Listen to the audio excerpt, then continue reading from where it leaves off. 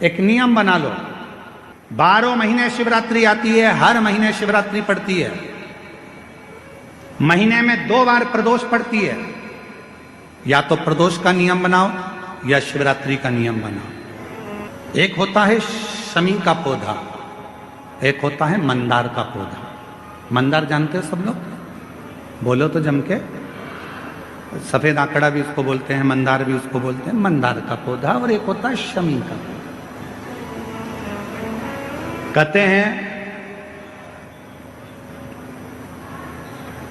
जिस व्यक्ति की जिंदगी में केवल घाटा ही घाटा लिखा हो, दुख ही दुख लिखा हो और कई साल हो गए हों किराए के मकान में रहते हुए या तकलीफ को भोगते भोगते, परिवार में कहीं सुख है ही नहीं,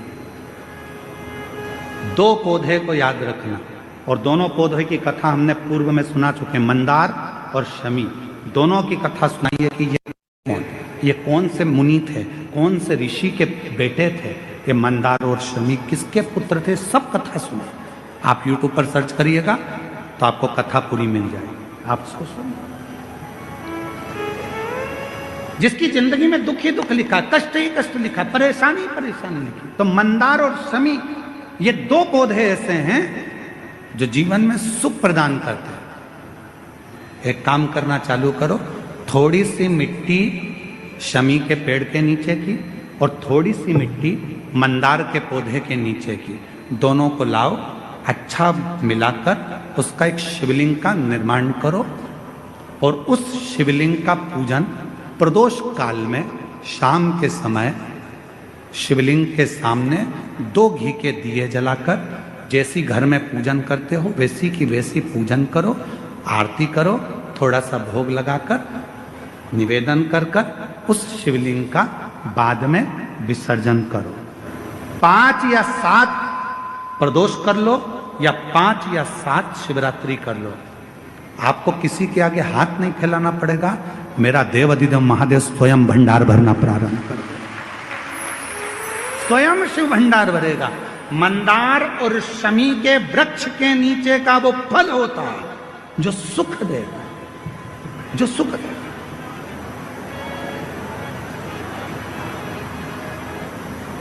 जो हमें आनंद प्रदान करता है।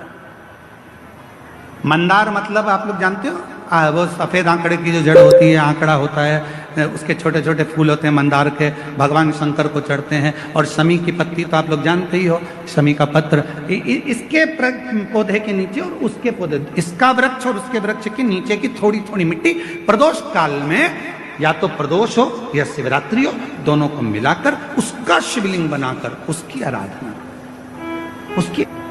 शिव महापुराण करे शमी का वृक्ष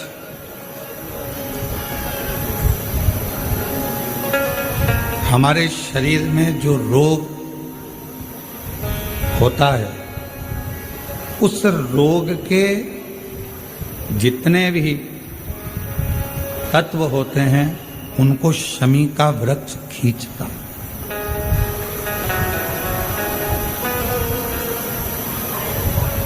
कल एक बहन ने प्रश्न किया कि गुरुजी, आपने कहा कि शमी का जो वृक्ष होता है वो बड़ा हो जाता है, बड़ा होने के बाद उसको घर में नहीं रखते, छोटा पौधा, छोटा सा पौधा घर में रख सकते। और वो छोटा सा जो पौधा है उसको तो हम घर में रख सकते हैं, पर वृक्ष, शमी का वृक्ष जितना बड़ा होता चले जाता है तो उसको घर से अपन रखते नहीं, उसको फिर कहीं बगीचे में या कहीं एकांत में या जहाँ उसकी जरूरत है वहाँ उसको लगा दिया जाता। गणेश पुराण में एक बात आती है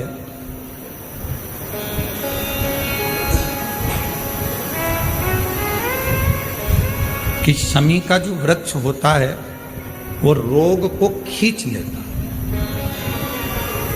बीमारी को खींचता, तकलीफों को खींचता, दुख को खींचता, शरीर के रोगों को वो खींच लेता। तो शिव महापुराण की कथा में और गणेश पुराण की कथा से एक बात सीखने को मिलती है कि पौधा छोटा रहेगा तो आप उसका पूजन भी कर सकोगे, पत्ते भी ले सकोगे, शिवजी पे भी समर्पित कर सकोगे। और घर के अंदर यदि कोई तकलीफ में है, कष्ट में है, तो उसके दुख को भी वो खींच ले, उसके कष्ट को भी वो खींच ले, उसके कष्ट को, उसके दुख को खींच लेता है, उसके कष्ट को, उसके दुख को वो खींच लेता है। पर जैसे ही शमी का पौधा बड़ा हुआ, शमी का वृक्ष बड़ा हुआ, और उस वृक्ष के इर्द गिर्द से अगर निकल कर जा रहा है, शमी के उस वृक्ष के आसपास से, इर्द गिर्द से अगर कोई निकल कर जा रहा है, तो उसके भी रोग को वो खींचता, उसके भी रोग को वो खींचता। तो हमारे यहाँ सनातन धर्म में सर्व जगत के हित की बात कही जाती है कि शमी का जब पौधा बड़ा हो जाए, शमी का वृक्ष जब बड़ा हो जाए, शमी का पौधा जब बड़ा हो गया, तो उसे कहीं अच्छी जगह पर लगा दिया जाए, जिससे सर्व जगत के दुखों को वो खींचता रहे, सबके रोगों को वो खींचता रहे, समाप्त करता रहे, सबके रोगों को वो खींचता रहे, समाप्त करता रहे। सर्व जगत के हित। छोटा है पौधा अपने नजदीक। शिव महापुराण में 5 वृक्षों का जो वर्णन किया गया, पहले नंबर पर है बेलपत्र का वृक्ष, दूसरे नंबर पर है शमी का वृक्ष, तीसरे नंबर पर है आंवले का वृक्ष, चौथे नंबर पर है पीपल का वृक्ष, और 5वें नंबर पर है वट वृक्ष। ये हमको बल देते हैं, और हमें जो बल प्रदान करते हैं, हमें जो एनर्जी देते हैं, हमारे दुखों को ये नष्ट करते हैं, हमको एक अलग से बल इन पौधों से, इन वृक्षों से प्राप्त होता है। शमी की जो पत्ती होती है,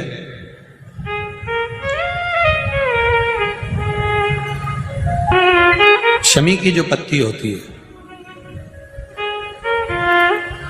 एक पत्ती में जितनी पत्तियां लगी होती हैं, और एक पत्ती के अंदर, जरा ध्यान देंगे, जैसे इस पत्ती में ढेर सारी पत्तियां लगी हुई है, पत्ती में से भी एक पत्ती तोड़ोगे, और एक पत्ती तोड़ने पर उस पत्ती को भी अगर गिनोगे तो उसमें बहुत सारी पत्तियां होती हैं। आज प्रयास करना, अगर कहीं आपको शमी की पत्ती मिले, तो जैसे ये पत्ती, इस पत्ती को तोड़ा गया, इस पत्ती में से एक पत्ती निकाली गई, और एक पत्ती निकालकर आप धीरे से रखना, और उसमें भी बारीक बारीक बारीक बारीक बारीक बारीक बहुत सारी पत्तियां नजर आती हैं। शिव महापुराण की कथा कहती है, जो सोमवार की अष्टमी हो, या प्रदोष का व्रत हो, या 12 महीने की शिवरात्रि हो, या किसी भी दिन प्रदोष काल के अंतर्गत शंकर भगवान को एक शमी का पत्ता कोई भूलवश भी समर्पित कर देता है, तो जितनी एक पत्ती में पत्तियां होती है, और उस पत्ती के अंदर भी एक पत्ती को तोड़ने के बाद जितनी पत्तियां होती है, उतने जन्म मृत्यु लोक में मनुष्य के नहीं होते। 84 लाख योनियों में से वो योनियां कट जाती हैं और देव योनि प्राप्त हो जाए। एक शमी पत्र की इतनी महत्वता है। शमी का जो पत्ता होता है, ध्यान से सुनिएगा,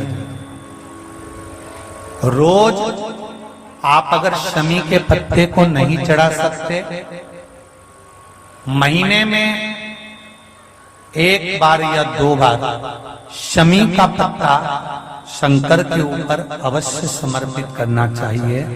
क्यों?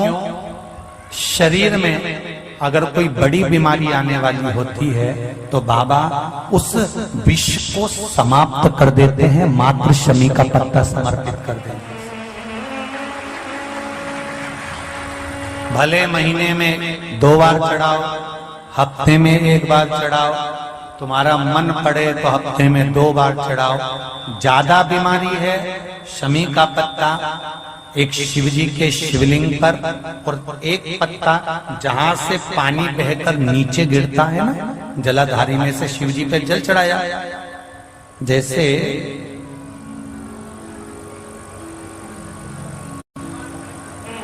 ये शिवलिंग, इस पर जल चढ़ाया तो ये पानी बहकर नीचे आता है, तो जहां गिरता है एक पत्ता शिवलिंग के ऊपर और एक पत्ता जहां से जल नीचे गिरता है वहां।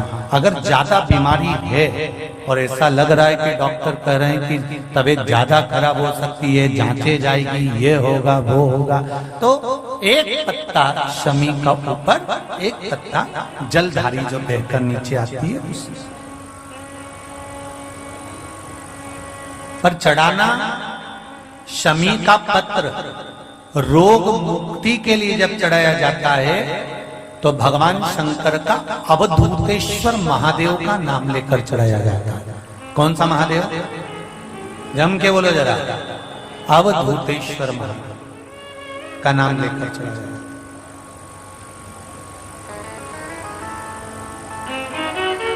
है। एक बात आपको कही थी अभी पिछले कथाओं में, गाय के दूध का घी बनाकर उसकी एक उंगली घी की अशोक सुंदरी वाली जगह पर लगाकर, जो व्यापार नहीं चलता हो, दुकान नहीं चलती हो, अशोक सुंदरी वाली जगह पर घृत लगाकर घर के दरवाजे पर या व्यापार के द्वार पर उस उंगली को लगा देना चाहिए।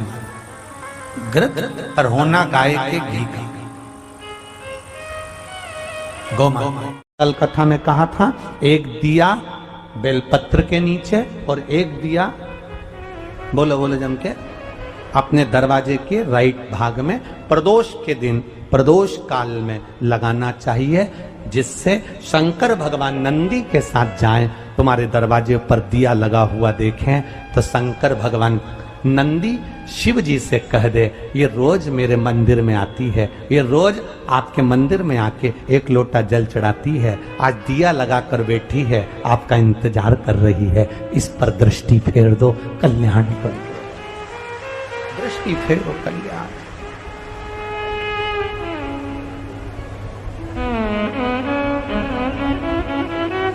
दिया लगाना मतलब प्रतीक्षा करना, दिया लगाना मतलब बाट जोना, दरवाजे पर दीप लगाना मतलब हम इंतजार कर रहे हैं बाबा का, हम बाबा का इंतजार। प्रदोष काल में, प्रदोष के दिन हमने पहले भी कहा कि एक दीप लगाना या जल चढ़ाना या शंकर को धतूरा चढ़ाना या चावल का दाना चढ़ाना या बेलपत्र चढ़ाना वो खाली नहीं जाता है। तुम्हारा प्रदोष के दिन, प्रदोष काल में लगाया गया दीपक एक ना एक दिन तुम्हारे घर में भी प्रकाश जरूर कर जाएगा। थोड़ा ध्यान दीजिएगा।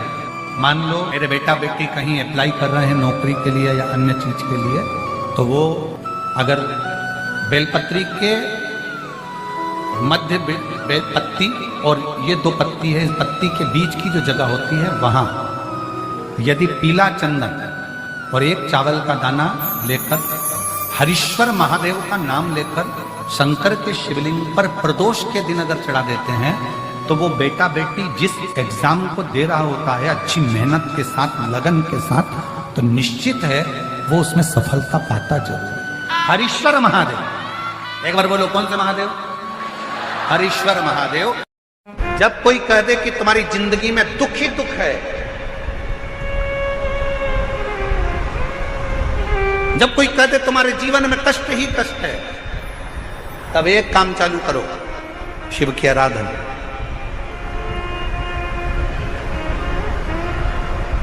तब एक काम चालू करो, भगवान शंकर की आराधना। 3 चीजें अपना लो। पहले नंबर पर शिव जी के मंदिर में 1 लोटा जल चढ़ाना। दूसरे नंबर पर अगर प्रदोष के दिन मंदिर में दिया लगा सकते हो तो ठीक है, नहीं तो एक कनेर का फूल पीला वाला, देखा है आप लोगों ने? जम के बोलो जरा। पीले कलर का कनेर का फूल, एक प्रदोष के दिन, प्रदोष काल के समय पर अगर दीप लगा सको तो ठीक है, नहीं तो एक कनेर का फूल पीले कलर का, शिव जी के अशोक सुंदरी का स्पर्श। अशोक सुंदरी वाली जगह मालूम है ना आप लोगों को? फिर से आप समझने का,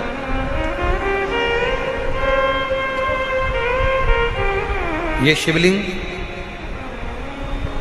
जलाधारी, ये चरण,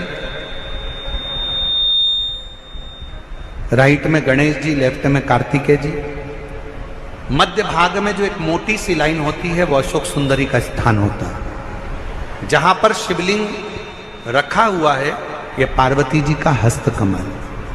शिवलिंग के ऊपर जो कलश में से एक एक बूंद पानी गिरता है वो शंकर जी की 5 लड़कियां, जया, विषहरा, शामली बारी, दौतली, देव।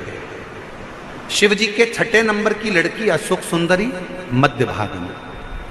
जब एक कनेर का फूल प्रदोष के दिन, प्रदोष काल में अशोक सुंदरी वाली जगह पर स्पर्श कराकर शिव जी को समर्पित करना।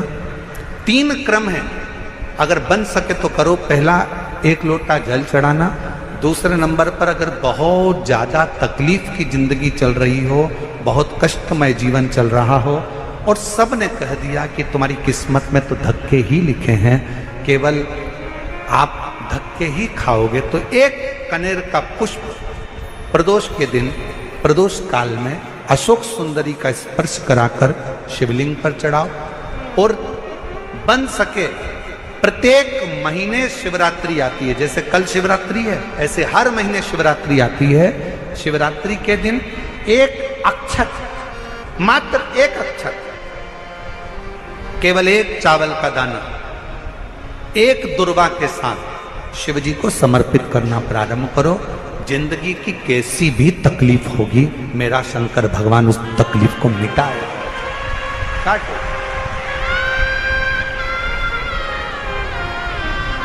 शिव की आराधना और दिल से बाबा को पुकारते रहो, श्री शिवाय नमस्तु, श्री शिवाय नमस्तु, श्री शिवाय नमस्तु, श्री शिवाय नमस्तु। उसको पुकारते रहो, दिल से उसको विश्वास के साथ पुकारो। पार्वती जी के भाग्य में लिखा था कि इनको जो पति मिलेगा वो नग्न वेशधारी मिलेगा, जटाजूड़ वाला मिलेगा, भस्म रमाने वाला मिलेगा, पर उन्होंने, पार्वती जी ने शिव जी की आराधना करना प्रारंभ करी। और जब भगवान शंकर की आराधना करना प्रारंभ करी तो भगवान शंकर ही उनको पति के रूप में मिल गए। और जब स्वयं देव अधिदेव महादेव हमारे भाग्य में अगर आ जाते हैं तो बाकी के भाग्य की सारी रेखाएं अपने आप सीधी हो जाती हैं। सब रेखा शिव को पुकारो।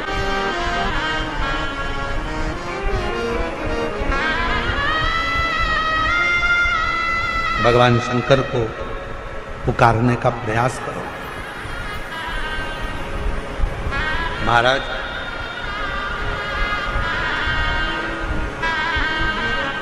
शिव महापुराण की कथा एक बड़ी सुंदर बात कहती है, बहुत सुंदर।